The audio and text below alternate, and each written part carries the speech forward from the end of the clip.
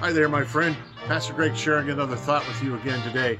Uh, just to remind you, you're probably aware of this, but we're in the middle of a year-long study on 52 different characteristics that should be found in the life of a Christian.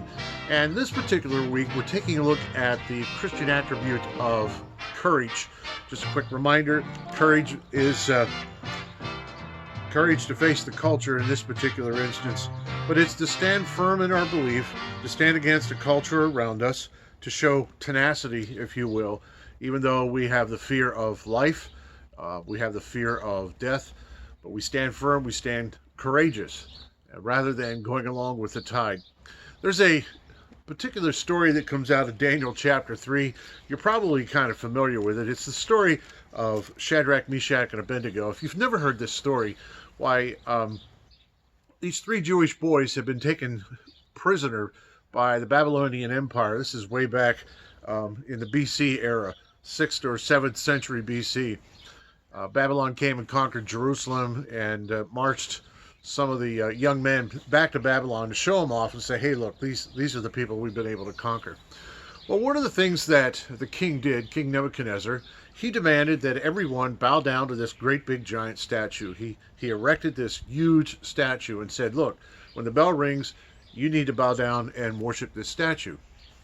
Well, these three guys, we'll call them Rack, Shack, and Benny, being Jewish men, they were convicted that, no, I'm sorry, the only God I will bow down to is Yahweh, the God that we worship. And so they stood firm. They refused to bow down to the statue. And the king just gets irate and says, look, if you don't bow down to the statue, I'm going to throw you into the fiery furnace. I'm going to burn you up. Still they refused.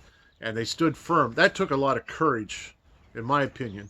It took a lot of courage, even though you knew the consequences, to stand up and say, look, I don't care if you kill me. I'm still not going to compromise my beliefs. And the scene there is kind of powerful too when you think about it. Everyone else around them is bowing down. Just the whole crowd just followed right along. Why not follow the crowd? Why not just go? I mean, who's going to know, right? Well, Shadrach, Meshach, and Abednego knew that God would know. And so they made this choice. They made this choice to stand firm. And I love that kind of courage that stands firm in their beliefs rather than giving in to the society around them. That takes a lot of courage. Christians, by the way, if you're not aware of this, Christians, by the way, are commanded to do the exact same thing. Romans 12:2. If you've been watching this blog long enough, you know that Romans 12:2 is kind of our theme verse. That's why we call it transforming the world. Apostle Paul says, don't follow the manners and the customs of the world, but rather allow your mind to be transformed by the renewing of your mind. That way you might know what is good and right and pleasing and perfect. And I love that passage. Just like Paul's like, there's things going on in the world around you that do not reflect the attitude that should be found in a Christian, or the behaviors or the customs that should be found in the life of a Christian. And Paul's encouraged us. It's like, look, just don't do it. Don't follow along. Because when you take a stand against the manners and the customs of the world, that means you're taking a stand for God. And God is glorified and God is honored.